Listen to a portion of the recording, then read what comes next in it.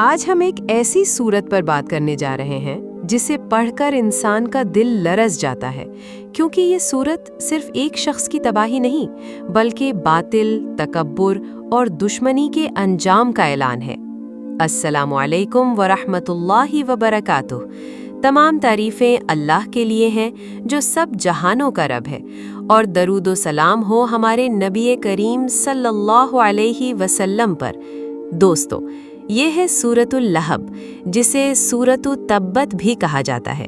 یہ سورت مکہ مکرمہ میں نازل ہوئی جب نبی کریم صلی اللہ علیہ وسلم نے اسلام کی دعوت علانیہ دی۔ صفا پہاڑی پر چڑھ کر فرمایا، اے قریش کے لوگو، اگر میں تمہیں کہوں کہ اس پہاڑی کے پیچھے ایک لشکر ہے جو تم پر حملہ کرنے والا ہے، کیا تم میری بات مانو گے؟ سب نے کہا، ہاں، ہم نے کبھی تمہیں جھوٹ بولتے نہیں سنا۔ تب آپ صلی اللہ علیہ وسلم نے فرمایا، تو پھر میں تمہیں اللہ کے عذاب سے ڈراتا ہوں، ایمان لے آؤ ورنہ انجام برا ہوگا۔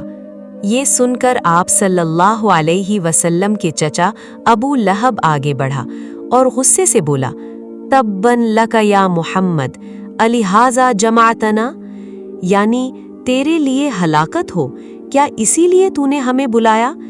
یہ گستاخی کے الفاظ ابھی مکمل ہوئے ہی تھے کہ اللہ تعالیٰ کی طرف سے وحی نازل ہوئی۔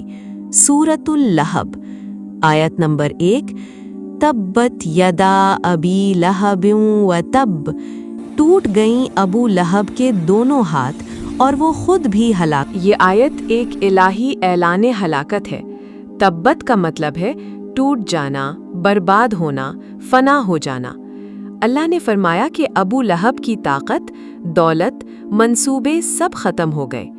یہ الفاظ صرف بد دعا نہیں بلکہ پیش گوئی تھے جو چند سال بعد پوری ہوئیں۔ یہاں ہاتھ سے مراد طاقت اور عمل ہے، یعنی اس کے وہ ہاتھ جن سے وہ نبی صلی اللہ علیہ وسلم کو تکلیف دیتا تھا، وہی ہاتھ اس کے لیے عذاب کا سبب بن گئے۔ آیت نمبر 2، ما اغنا عنہ مالہ وما کسب، اس کا مال اور جو کچھ اس نے کمایا اسے کچھ بھی فائدہ نہ دے سکا۔ ابو لہب مکہ کے امیر لوگوں میں سے تھا۔ اسے اپنے مال پر بڑا غرور تھا۔ وہ کہتا تھا، اگر میرے بھتیجے کا دین سچا ہے تو میں اپنے مال سے اپنا عذاب ٹال لوں گا۔ لیکن جب اللہ کا فیصلہ آیا تو دولت کچھ کام نہ آئی۔ آیت نمبر 3، سیصلی نارا ذات لہب، وہ ضرور داخل ہوگا بھڑکتی ہوئی آگ میں۔ سبحان اللہ، یہاں لہب لفظ خود شعلہ کے معنی میں ہے، اور ابو لہب کا نام بھی لہب تھا۔ اللہ تعالیٰ نے فرمایا کہ جس کے چہرے کی روشنی پر لوگ فخر کرتے تھے، وہ چہرہ اب جہنم کے شعلوں میں جلتا نظر آئے گا۔ آیت نمبر 4، وامرأتہ حمالۃ الحطب، اور اس کی بیوی بھی لکڑیاں ڈھونے والی ہے۔ ابو لہب کی بیوی ام جمیل نبی صلی اللہ علیہ وسلم کے راستے میں کانٹے بچھاتی اور بدنامی پھیلانے میں پیش تھی۔ قرآن نے اسے حمالۃ الحطب کہا، یعنی دنیا میں بھی فتنہ پھیلانے والی اور آخرت میں جہنم کی آگ کے لیے لکڑیاں ڈھون۔ آیت نمبر 5، فی جیدہا حبل من مسد، اس کے گلے میں بنے ہوئے رسے کی رسی ہوگی۔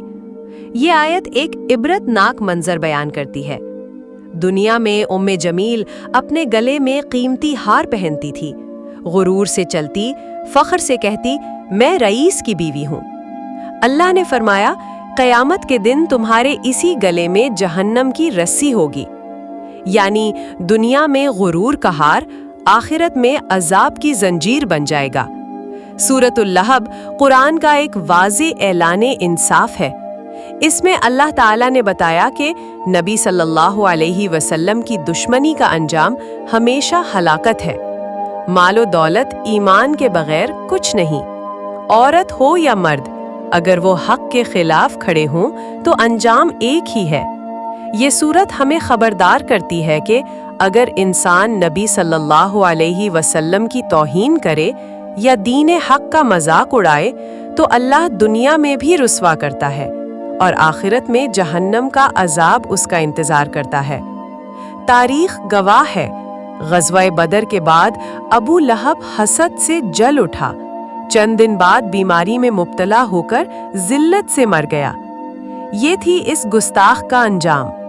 میرے بھائیوں اور بہنوں، سورۃ اللہب صرف ایک تاریخی قصہ نہیں، یہ ایک زندہ پیغام ہے کہ حق ہمیشہ غالب ہے اور باطل ہمیشہ مٹنے والا ہے۔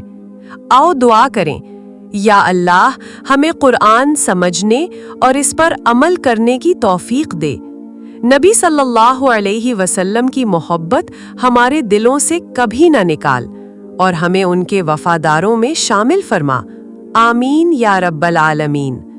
اگر ویڈیو پسند آئی ہو تو چینل کو سبسکرائب کریں اور یہ پیغام آگے ضرور شیئر کریں۔ السلام علیکم ورحمۃ اللہ وبرکاتہ۔